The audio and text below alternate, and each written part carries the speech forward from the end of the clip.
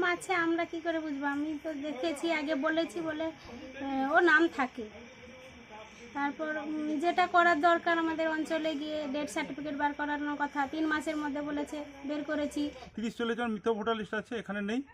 এখন দেখছি যে 50 জনের উপরে আছে। আমরা চাই এটা সুষ্ঠু মীমাংসা হোক, যাতে এগুলো বাদ যায়, তার বিহিত ব্যবস্থা হোক। আটকানোর জন্য আমরা বিডিওকে জানিয়েছি, রাজ্যপালকে জানিয়েছি, তার কোনো সদুত্তর এখনও আমরা পাইনি। যাতে সুষ্ঠুভাবে এই নামগুলো কারেকশন হয় তার জন্য আমরা আবেদন জানাচ্ছি। এগুলো হবে কেন?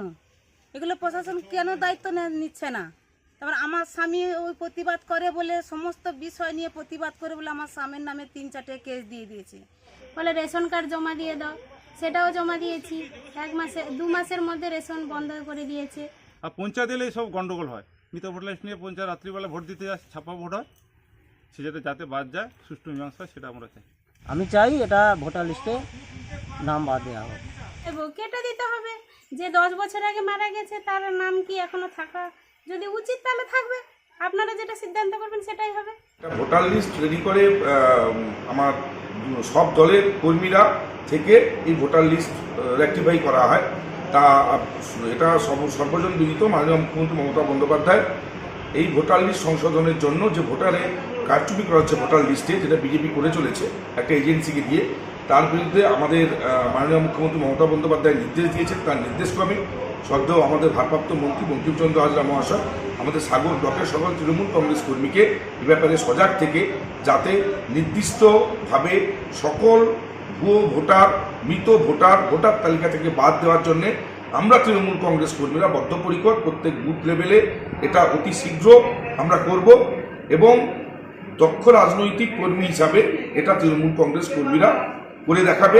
মাননীয় মুখ্যমন্ত্রী মমতা বন্দ্যোপাধ্যায়ের নির্দেশে স্বচ্ছ এবং পরিষ্কার ভোটার লিস্ট। তারা সাগরদ্বীপে থাকে না, সাগরদ্বীপের অধিবাসী নয় কেউ, আবার কেউ 10 থেকে 15 বছর আগে মারা গেছে, কিন্তু তার সত্ত্বেও আমরা দেখতে পাচ্ছি তাদের নাম ভোটার লিস্টে জ্বলজ্বল করছে।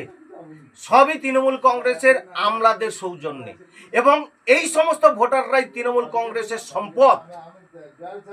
ভুতুড়ে নাম, বহিরাগত লোক এসে ভোট দিয়ে চলে যাচ্ছে। আর এই করে সাগর বিধানসভায় আমাদের সুন্দরবন উন্নয়ন মন্ত্রী জয়লাভ করেছে, নাকি বলে জনগণ আমাকে ভোট দিয়ে জিতিয়েছে। ছি ছি ছি ছি। তারা নিজেরাই জানে না যে এই বুথ, যেটা 59 নম্বর বুথ, বর্তমানে এই বুথটা হচ্ছে 60 নম্বর বুথ।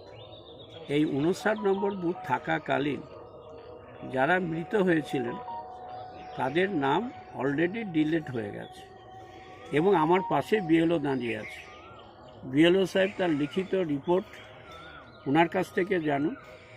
উনি বিডিও সাহেবকে ইতিমধ্যে দিয়েছেন, যিনি রিটার্নিং অফিসার, এবং এই ধরনের মিথ্যা কথা তিনারা রটাচ্ছেন।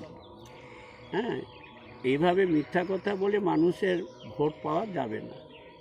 কারণ মানুষের পাশে যারা থাকেন, মানুষের আপদে বিপদে যারা থাকেন, তারা এই ধরনের মিথ্যা অপপ্রচার করে যদি তারা বেঁচে থাকতে চায়, তা বেঁচে থাকতে পারে।